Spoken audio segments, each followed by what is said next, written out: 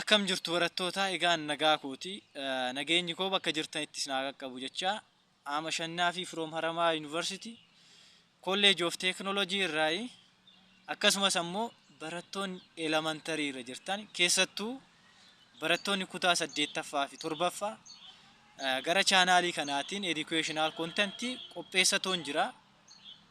Akkasumas ammoo gara fuulduraattis yoo Waaqayyo nu gargaare nan qopheessa.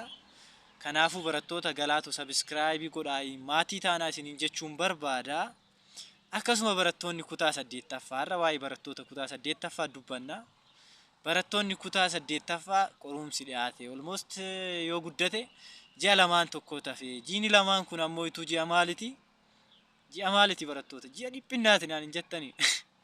Akkasi jechuun barattoonni baay'een jiini lamaan kun yeroo moor bakka yeroo saatii keessan guddaa fudhattanii itti dubbistanii akkasumas ammoo itu barattoonni tokko tokko ammoo itu yeroo almost bakka yeroon isaanii yeroo moor saatii caalaa isaanii yeroo maal itti godhanidha yeroo ta'anii itti burjaajaan yeroo ta'anii maal itti godhanidha yeroo ta'anii itti dhiphatanii tariin dhiphatinaa jechaa toon jiru dhiphinni everywhere hin jira. Garuu ammoo waa'ee maali dhiphachaa jirtan? Dhiphina gosa akkamii dhiphachaa jirtanii? Jechuun gaafifan dhufee jechuun dandeessanarraa gaafifuu jechuun dandeessanii. Garuu immoo dhiphina gosa akkamii dhiphachaa jirtanii? Dhiphina ani dhiphachaa ture tokko dhiphachaa jirtuun isiniin jechuu barbaada. Maal jechuu barbaadetan barattoota? Dhiphina gosa lamatu jira. Fakkeenyaaf barataan tokko waa'ee maali dhiphataa jennu waa herreega gadi fudhatee guyyaa guutuu dubbisaa ooletu hin galleefiyyuu haa jennu maaf naa galuu dide jedheetoo bakka dhiphachaa oolee guyyaa lammataatis hin dubbisaa dhiphina jedhamaa tiree bakka jechuun maaf jechuun dhiphina jalattan konsiidarii godhe malee kun dhiphinaa miti jammara. Garuu ammoo waa dhiphina hiikaa qabu beektanii kun fakkeenyaaf barataan tokko maatisii yookaan ammoo herreegaa akkamitti osoo hin dubbiseen qabxii gaarii fiduu danda'a. Akkasumas ammoo saayinsii hawaasaa, saayinsii naannoo, saayinsii waliigalaa ta'edha keessanii. Saayinsii waliigalaa osoon akkamitti dubbisee qorumsa gaarii fiduu danda'a. Akkasumas ammoo hawaasa osoo karaa kamii shamaddadeen qorumsa irratti qabxii gaarii argachuu danda'a jedhee osoo dhiphatee dhiphinaan jedhamu. Is meaningful depression waayyuu jalattu osoo consider goone is meaningful jechuun reasonable dha bakka hiikaa qaba. Jechuun hin dubbisaa ooletu galuufiyyuu didu osoon akkamitti qabadhee jedhee xiqqoo wanti akka dhiphinnaa wayiin jirtii ture sun dhiphinna jedhanii malee barataan tokko garuu anaaf dhiphinnaa miti jechuun barataan tokko osoo laabrarii seenee isin birattoo argitan guyyaa guutuu bakka dubbisaa oolee akkasumas ammoo osoon karaa kamiin qabadhee jedheetoo yaadaa oolee dhiphinna jedhamu sun dhiphinnaa miti dhiphinna akkamiiti dhiphinna beekuudhaaf dhiphata.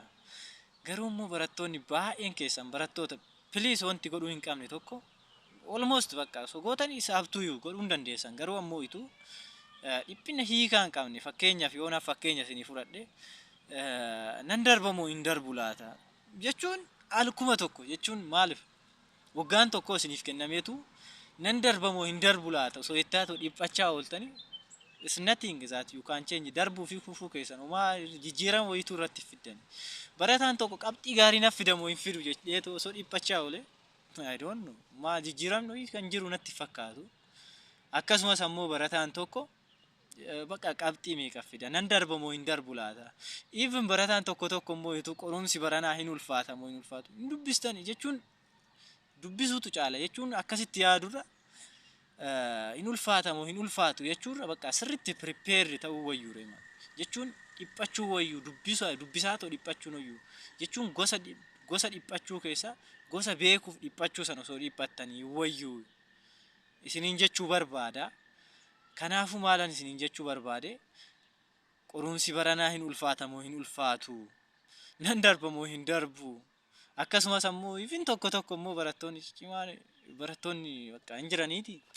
Barattoonni akkasii sunniin qabxii meeqa fida jechaa ta'u dhiphachaa kan argachuu qabxan qabxii dubbisanii argachuu qabxii gaarii argachuu qabanirra gadi buusaa ta'u deemanii. Kanaafuu please barattoota yaada akkanaa kana dhiisaa isiniin jechuu barbaada. Isiniif fayyadu completely jechuun nan darbamoo hin darbu qorumsiin ulfaata moo hin ulfaatu jettanii dhiphachuu waan biraati. Homaa waan itti dhiyaatan tokko hin qabdanii.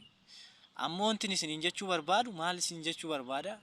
Dubbisaa fi dubbisa qofa dubbisaa isiniin jechuu barbaada. Tarii warri sooshaal miidiyaa fayyadamaa jirtan sooshaal miidiyaa fayyadaminaa isiniin jechuu barbaadetii miti. Garuu ammoo moor bakka yeroo keessan barattoota anis akkuma keessan barataadha. Barataa yuunivarsiitiiti. Ganamaa galgala walii gadi fiffiigaa dubbisaa garuu kontentii asirratti isiniifan qopheessaa. Sooshaal miidiyaa everywhere hin fayyadama. Barataan kamuyyuu isinis barataa taatanii jennaan sooshaal miidiyaa fayyadamu dirqama.